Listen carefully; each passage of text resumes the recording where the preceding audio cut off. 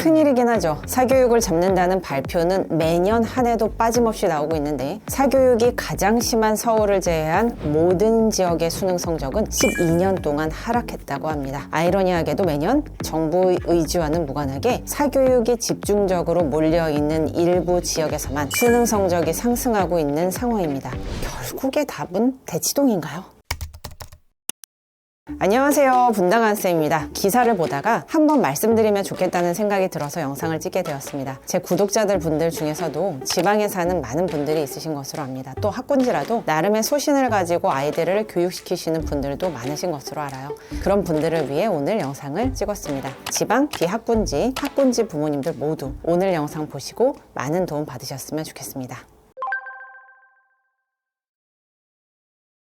제가 며칠 전 기사를 보니까요, 서울을 제외한 모든 시도의 수능 성적이 12년 전보다 상위권인 1, 2등급 비율은 줄어들고 하위권인 8, 9등급 비율은 늘어난 것으로 분석이 됐다고 합니다. 서울이 아닌 지역 학생들의 학력 추락이 심각하다는 의미죠. 한국교육과정평가원이 7일 공개한 2023 학년도 수능 성적 분석과 2011 학년도 성적을 비교한 결과라고 하는데요. 국어, 수학 모두 서울 수능 응시생들은 1등급 비율은 증가하고 하위권인 8, 9등급은 감소했는데 나머지 15개 시도는 국어와 수학 모두 서울과는 반대로 1, 2등급 비율이 감소하고 8, 9등급이 늘었다는 것입니다. 그 차이도 꽤 커서 무시하기 어려운 수준이라고 하는데요. 킬러 문제를 배제한다고 했는데 이렇게까지 불수능이 되니까 학원들은 반가워하는 모양새기도 합니다. 결국에는 사교육으로 몰리게 될 테니까요. 저희 같은 국어학원들도 나쁠 게 없어요. 국어가 워낙에 어렵다 보니까 많은 학생들이 결국 학원으로 몰리게 될 테니까요. 그러나 이러한 상황은 대한민국 전체를 봤을 때 결코 바람직한 상황은 아니죠. 여러모로 안타깝다는 생각이 듭니다. 이렇게 수능이 어려워지고 실제로 지방 격차가 수능 결과로 이어졌다는 내용들을 보면 많이들 걱정이 되실 겁니다. 지방에 사시는 분들은 결국에는 무리를 해서라도 사교육을 제대로 받을 수 있는 서울로 가는 것이 맞지 않는지 고민이 되실 겁니다. 주말에 기차라도 타고 가서 대치동에 가가지고 단과 수업이라도 듣게 해야 하는 것은 아닌지 별별 생각이 드실 거예요. 지방뿐만이 아니라 소신을 지키며 아이 교육을 잘 시키고 있으셨던 학군지 부모님들도 사교육이 결국 답인가? 내 고집으로 혹시 우리 아이가 잘못되면 어쩌나? 하는 생각이 드실 거고요. 이런 분들을 위해 오늘 영상을 찍었습니다. 지금까지 제가 드렸던 말들의 총정리 시간이라도 보셔도 좋겠습니다. 계속 반복해서 말씀드리면 좀 지루한 감도 있으시겠지만 흔들리는 분들은 마음이 잡히실 거고요. 여러 번 듣다 보면 예전에는 놓쳤던 부분들이 이해가 되고 귀에 막 들어오실 수도 있을 거라고 생각해서 같은 말을 이렇게도 저렇게도 반복드리고 있어요. 그리고 처음 들으신 분들도 있으실 것이기 때문에 무한 반복 중입니다. 자, 만약에 원하시는 것이 서울대 의대라면요, 지금 보시는 이 컨텐츠는 큰 도움은 되지 않을 것 같아요. 서울대 의대를 목표로 하는 학생들의 학습법은 좀 달라야 돼요. 하지만 원하는 대학이 스카이를 포함한 인서울의 명문대라면 항상 말씀드린 방법으로 하시면 수능이 어떤 변화를 앞으로 일으켜도 지역이 어디에 있더라도 대응이 가능할 것이라고 봅니다. 지금까지 제가 여러 번 드린 말씀이니까 그런 내용의 총정리 시간이라고 생각하시고 상황에 맞게 잘 활용하시면 좋겠습니다. 자, 시작해볼까요? 항상 드리는 말씀이지만 초등 4학년, 늦어도 중등 1학년부터 고1까지 주요 과목 교과서에 대한 이해가 분명해야 합니다. 과목은요, 국영수, 과사 5과목입니다. 국어, 영어, 수학 한두 과목을 특출나게 잘하는 것보다 주요 과목의 기본기를 골고루 갖추는 것이 대입에 훨씬 유리하다는 말씀도 여러 번 드렸습니다. 특히나 지금과 같은 수능은요, 더더욱 그래요. 오늘은 자주 나오는 의문점 몇 가지도 정리하고 갈게요. 자, 저는 이 지점이 고등부 강사랑 초등, 중등 강사랑 의견이 딱 갈리는 부분이라고 봅니다. 다 그렇지는 않아요. 하지만 꽤나 많은 초중등 강사 반드시 선행을 해야 한다고 이야기하는 경우가 많죠. 여러 이유를 제시하시는데 그렇게 하지 않으면 고등 때 따라가기 어렵다는 말을 하시기도 하고요. 또 학교 수업조차 이해할 수 없을 거예요 라고 말도 합니다. 또 진도가 처지면 때가 되어 학원 등록을 하시기도 쉽지 않을걸요 라는 말을 하시기도 하고, 뒷과정을 알면 앞과정이 쉬워지기 때문에 훨씬 효율적이라는 말도 하시죠. 일부는 맞을 수도 있고 또 틀릴 수도 있어요. 하지만 대부분의 고등 강사들은 이런 의견들에도 불구하고 현행의 중요성을 훨씬 강조합니다. 사실 이유는 의외로 굉장히 간단하거든요. 고등부 강사들은 선행을 열심히 해서 고등에 올라온 학생들의 결과를 매년 보고 있기 때문이에요. 사실 고등 강사들 중에 어느 정도 인지도가 있는 강사들은 이름만 들으면 다 아는 유명한 곳에서 엄청 유명한 교재로 선행을 다 밟아왔던 애들의 결과를 매년 보고 있어요. 만약에 이 학생들이 선행이 제대로 안 되었더라도 현행을 제대로 밟아서 기본기가 튼튼하다면 고등 때 이런 모습은 되지 않았을 거라는 이야기들을 저희끼리 정말 많이 합니다. 그래서 그것에 대한 아쉬움을 대부분의 많은 고등 강사들이 느끼고 있기 때문에 그래서 고등 강사들이 계속 현행을 중시하라는 말씀을 드리는 거예요. 선행을 하지 말라는 게 아니고요. 현행부터 제대로 하고 여유가 될 때 그 뒤를 생각해 보라는 것이죠. 제 채널에 댓글로 고등 때 내신 성적 잘 받기 위해서라도 반드시 선행은 해야 합니다 라고 말씀하시는 분들이 있으신데요. 그럼 여기에 대해서 한번 생각을 해볼까요? 학군지, 비학군지로 나눠서 생각을 해볼게요. 만약에 비학군지라면은 선행을 안 했어도 현행이 제대로 되었다면 고등 가서 따라가는데 전혀 문제될 거 없을 거라고 저는 봅니다. 그리고 현행 제대로 하는 거 안 쉬워요. 쉬운 거 아니에요. 이것에 대한 이해가 온전하면 선행 개념도 상당히 포함하게 되기 때문에 현행을 제대로 한다는 것은 선행의 주요 개념도 이미 어느 정도 되었다는 것이기도 합니다. 만약에 걱정하는 것이 학군지라면 이해가 가는 말씀이죠. 모의고사 1등급 받은 애들이 수두룩한데 얘네들의 경쟁이기 때문에 반드시 해야 한다는 말씀을 하시는 거죠. 근데 그것도요, 좀 단순한 얘기고요. 입시에 대해서 접근을 하려면 조금은 더 생각을 해야 할 부분이 있죠. 네, 맞습니다. 학군지는 많은 분들이 대부분 잘 알고 지적해 주셨듯이 이미 영어, 수학 완성된 애들 너무 많아요. 구체적으로 말씀드리면 모의고사에서 이미 1등급을 받는 애들이 너무 많다는 말입니다. 예를 들어서 저희 학원의 인근에 있는 고등학교만 하더라도 1학년에 영어에서 모의고사 1등급 받은 애들이 130명이래요.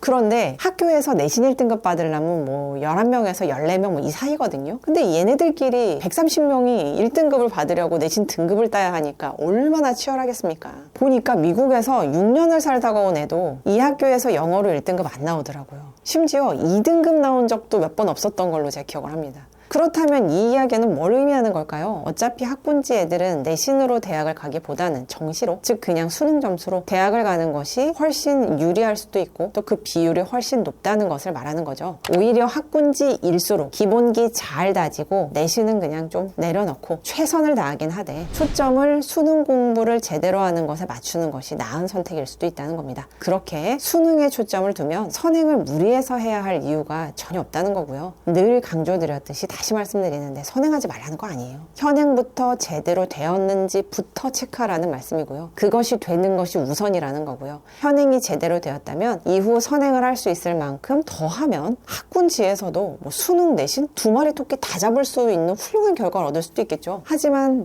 많은 학생들에게 이거는 쉽지가 않을 겁니다. 그렇다면 현행이라도 놓치지 않고 완성도 있게 해놔야 학군지라 하더라도 내신은 놓치더라도 수능에서 실패를 줄일 수 있다라고 말씀을 드리는 거죠.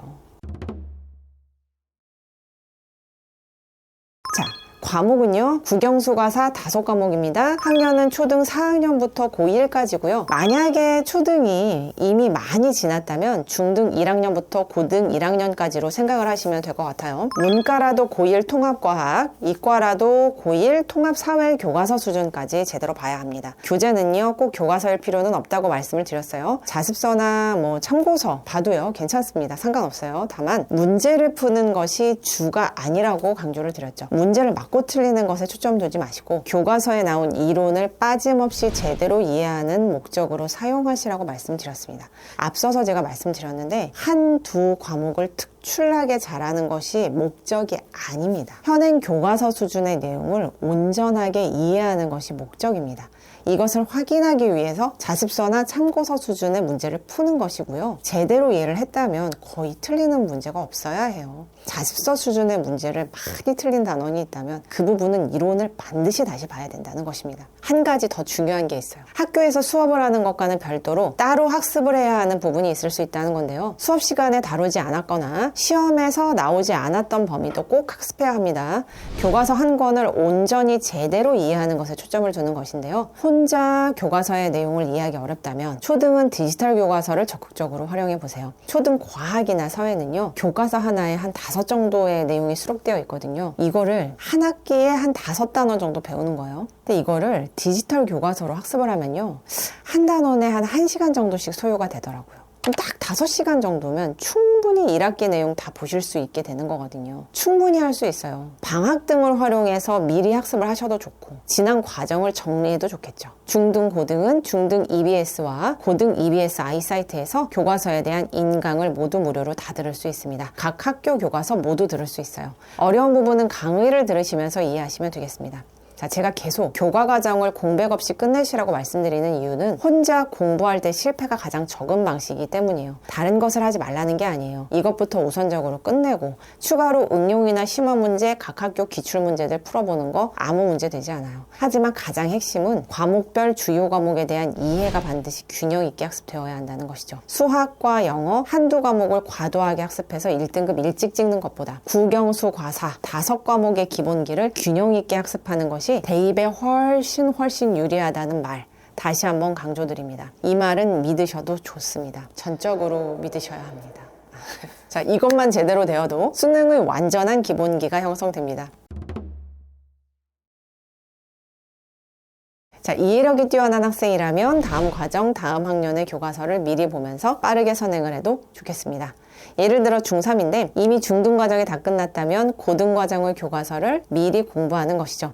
그렇게 빠르게 고1 과정까지 끝났다면 수능 준비 시작하시면 돼요.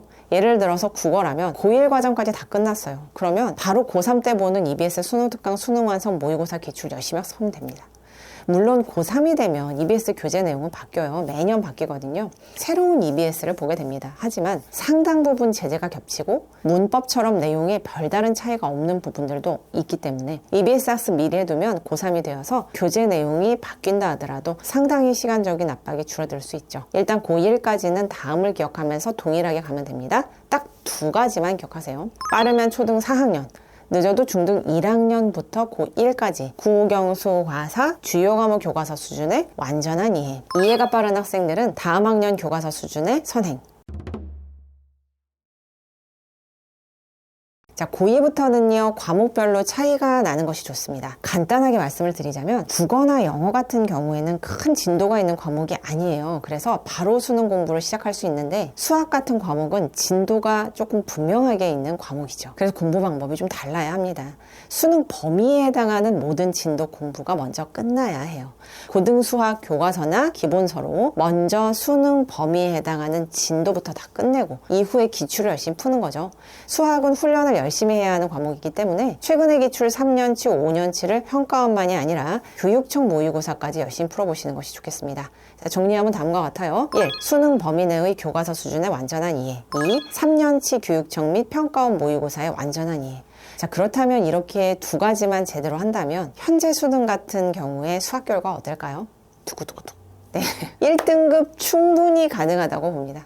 수능 진도에 해당하는 수학 교과서를 어디를 펴도 다 이해할 수 있고 답도 망설임 없이 낼 수 있고 외워서가 아니라 이해해서요. 또 기출을 풀더라도 같은 수준으로 완성이 됐다면 1등급 나옵니다. 이거 해보면 쉽지 않아요. 언제 고등 과목별 공부법에 대해서도 상세하게 말씀드리겠습니다. 고등은 과목별 공부 방법을 제대로 말씀드리려면 준비 기간이 상당히 필요해서 언제고 해야지 하면서도 이렇게 미루고 있었어요. 일단은 고1까지는 위의 방식으로 해두시면 틀림없는 방법이니까 흔들림 없이 해보시길 바랍니다. 자, 제가 지난 영상에서도 말씀드렸는데 저희 학원 학생들 국어도 수학도 잘해왔어요. 타 과목과 비교해봐도 성적표 보니까 확연하게 국어 수학 점수가 높아서 제대로 1등급 탁 찍어온 학생들이 꽤 많습니다. 이것도 제가 말씀드렸는데 자랑하려고 말씀드리는 것은 아니에요. 저희가 특출나게 잘 가르친 것이 아니라 방법이 맞았기 때문이라는 말씀을 계속 드리는 겁니다. 수능을 모두 만점을 다 맞겠다, 모든 과목 다 올 만점 맞겠다 이런 각오면 이렇게 하면은 안 되죠. 그러나 과목별로 1등급이 목표라면 이 방법으로 충분히 가능하고 그렇게 만들어 온 학생들이 꽤나 많기 때문에 자신 있게 말씀을 드리는 겁니다. 이미 이 영상을 찍는 이 시점에도 대학들이 막 발표가 나고 있거든요. 그래서 여러 명의 학생이 서울대도 붙고 또 고대도 붙고 해서 찾아오고 전화도 오고 지금 하고 있는 상황입니다. 이 방식대로 다 공부한 학생들이에요. 자, 2024 수능이 끝나고 대입 결과는 솔솔 나오고 있고 희비는 엇갈리는 이 어수선한 상황 속에서 기다렸다는 듯이 사교육을 부채질하는 기사들을 보면서 생각이 많아졌어요. 그래서 오늘은 평소에 제가 말해왔던 내용들을 정리하는 시간을 가져보았습니다. 개인적으로 저는 사교육을 줄이는 해결책이 입시 제도나 수능 문제 형태를 바꾸는 것으로 가능할까라는 생각을 좀 합니다. 그보다는 공교육이 입시에도 대응이 되도록 바뀌어야 한다고 봅니다. 이에 대해서 드리고 싶은 말씀 무지하게 많은데 지금 이야기 드릴 때는 아닌 것 같아요. 여러모로 하도 답답해서 우리나라 현재 교육 시스템의 문제와 관련된 영상도 사실 찍었어요. 근데 업로드는 지금 안 하고 있습니다. 자칫하면 의도와는 다르게 또 편가르기가 되겠다는 생각이 들어서요. 많은 사람들이 현재 대한민국 공교육이 문제라고들 하죠. 저는 근데 이 공교육의 문제를 학교만의 책임으로 돌리고 싶진 않습니다. 학교는요, 학교 나름대로 지금 현실 입시에 제대로 대응하기에 너무나 많은 어려움이 있어요. 교육 격차가 심한 지방은 더 어려움이 있고요. 입시가 문제가 아닌 지역도 대한민국에 여전히 많습니다. 대학이 문제가 아니라 아이들이 정상적인 삶을 살 수 있도록 돕는 것도 쉽지 않은 환경과 지역이 있어요. 학교들과 연계하면서 최근에 여러 가지 일을 하다 보니까 이런 부분을 더 잘 알게 됐어요. 이 부분을 해결하기 위해서 사력을 다해 노력하는 학교 선생님들도 굉장히 많으십니다. 대한민국에서 매번 문제가 되는 교육 문제, 그 원인으로 때로는 정부 탓, 학교 탓, 사교육 탓, 부모 탓, 가정 탓, 누군가를 표적으로 삼아 탓을 합니다. 근데 누구를 탓할 문제는 아니라고 봅니다. 문제에 대해서 정확하게 들여다보는 과정 물론 필요하죠. 하지만 서로를 탓해서 얻을 게 뭐가 있겠습니까? 학교든 정부든 학원이든 누구랄 것 없이 어른들이 서로를 탓하고 보여주기식의 뜬구름 잡는 계획만 내놓고 있을 때 고스란히 이 피해를 보는 것은 우리 아이들이죠. 특정한 누군가의 탓도 책임도 아닙니다. 대한민국 살아가는 모든 어른의 책임입니다. 특히나 저와 같은 교육계 종사자들, 공교육이든 사교육이든 그 책임이 더 크죠. 더 잘 알고 있고 잘 보이는데 내 밥그릇 챙기기가 바빠가지고 잘못된 부분을 바꾸기 위한 어떤 노력도 하지 않았으니까요. 저도 마찬가지입니다. 저도 지난 세월을 돌아보면 부끄럽기 짝이 없고 지금도 마찬가지예요. 알면서도 못하는 것도 안 하는 것도 너무 많습니다. 잘못된 것을 알아도 제도를 바꾸기에는 너무나 많은 과정과 시간이 또 필요하죠. 그렇다고 그냥 이대로 있을 수는 없지 않겠습니까? 그래서 각 교육기관들이 제대로 못하는 역할이지만 가정에서라도 하실 수 있는 방법들을 알려드리려고 하는 것뿐인데요. 그저 지금의 제가 할 수 있는 일이기 때문에 하는 것이지 뭐 거창한 의도는 없습니다. 너무 큰 의미를 부여해 주실 필요도 없겠어요. 감사한데 많이 민망합니다.